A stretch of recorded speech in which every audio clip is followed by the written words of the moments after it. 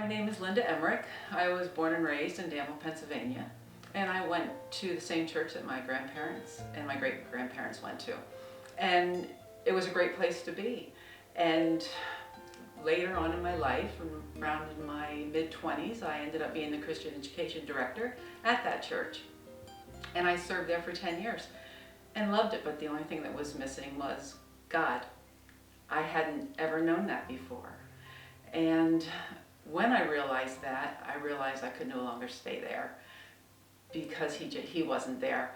And through a series of events and different people in my life, they would ask me, "You don't take the Bible literally, do you?" And I didn't. And I didn't know that was important. And then when they said, "Well, how do you know what to take? What is real? Is God real? How do you know?" And it was like scales falling from my eyes. And I knew then that things had to change.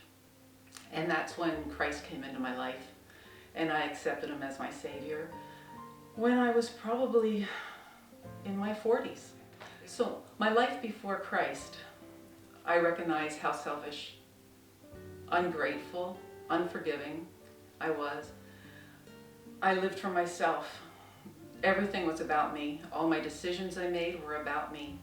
And now, when I found Christ, everything is about him. We don't make a decision. I don't make a decision without first seeking the Bible. What does Bible say that I'm to do? How am I supposed to act and respond in any given situation? And then that is going to make everything okay. And always does and always has. My favorite Bible verse is Psalm 46:10, which says, "Be still and know that I am God."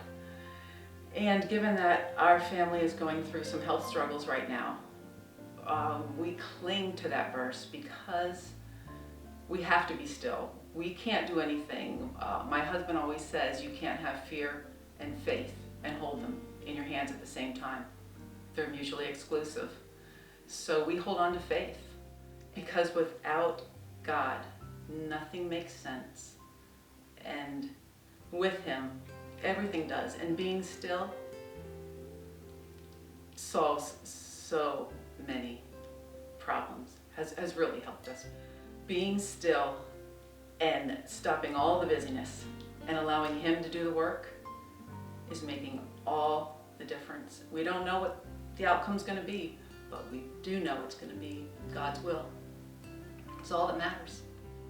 Baptism is important to me because Christ is important to me, and I want people to know that.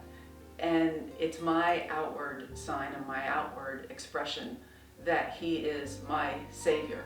And I want everyone to know that, and I want my church family to know that.